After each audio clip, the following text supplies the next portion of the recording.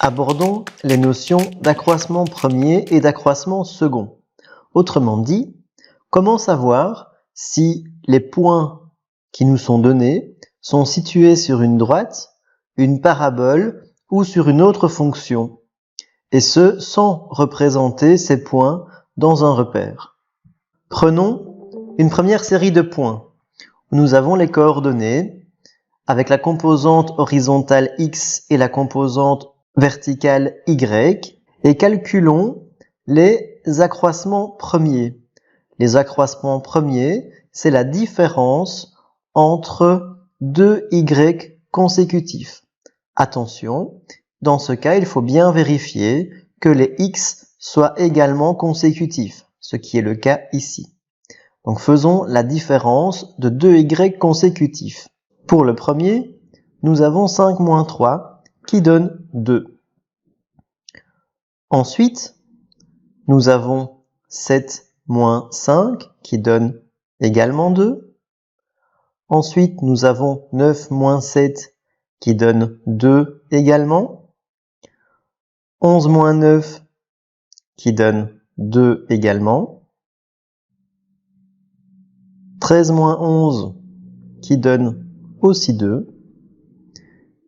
Et 15 moins 13 qui donne aussi 2. On remarque ici que tous les accroissements premiers sont égaux.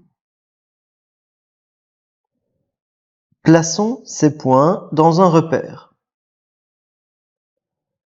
Nous les plaçons ici de différentes couleurs et nous remarquons qu'ils sont tous alignés. Cela signifie que ces points se trouvent sur une droite. Et nous pouvons même en trouver l'équation.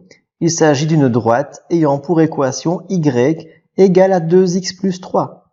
Nous remarquons que le coefficient de x, qui est la pente de la droite, est en fait égal à l'accroissement premier.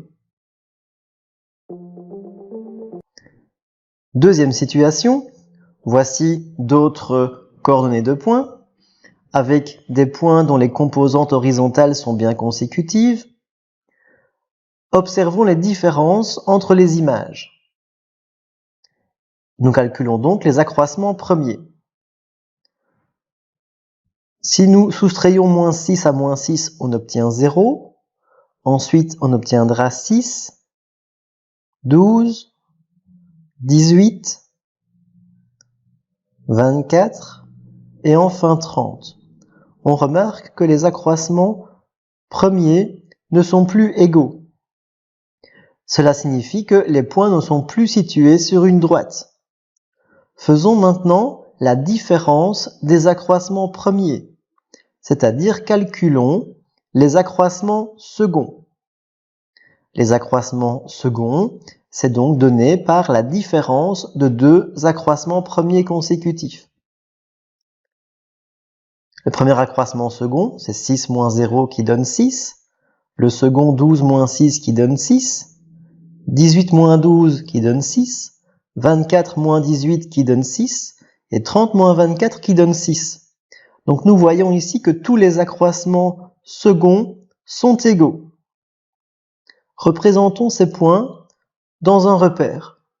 Attention ici, l'échelle appliquée sur l'axe des abscisses est différente de l'échelle appliquée sur l'axe des ordonnées.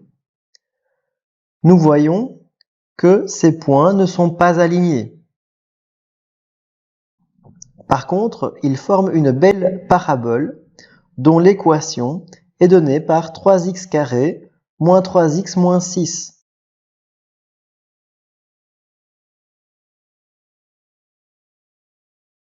Nous avons ici donc des accroissements seconds qui représentent une parabole si et seulement si les accroissements seconds sont égaux.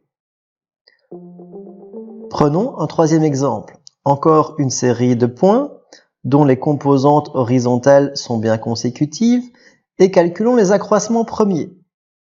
Dans ce cas, on remarque qu'ils ne sont pas égaux, donc ces points ne sont pas situés sur une droite. Calculons les accroissements seconds. Les accroissements seconds ne sont plus égaux. Ces points ne sont donc pas situés sur une parabole, et donc sur une autre courbe. Traçons ces points dans un repère. Attention, l'échelle pratiquée sur l'axe des abscisses est différente de l'échelle appliquée sur l'axe des ordonnées. Ces points sont donc bien représentés. On a l'impression qu'ils sont sur une parabole, mais si on regarde cette courbe, il s'agit en réalité d'une courbe du 3e degré. Et donc ici, les accroissements premiers et les accroissements seconds ne sont plus égaux. Il s'agit donc ni d'une droite, ni d'une parabole. Ici, c'est une fonction du 3e degré. Résumons la situation. Si les accroissements premiers sont égaux, il s'agit d'une droite, une fonction du 1er degré. Si les accroissements seconds sont égaux, il s'agit d'une parabole, une fonction du 2e degré.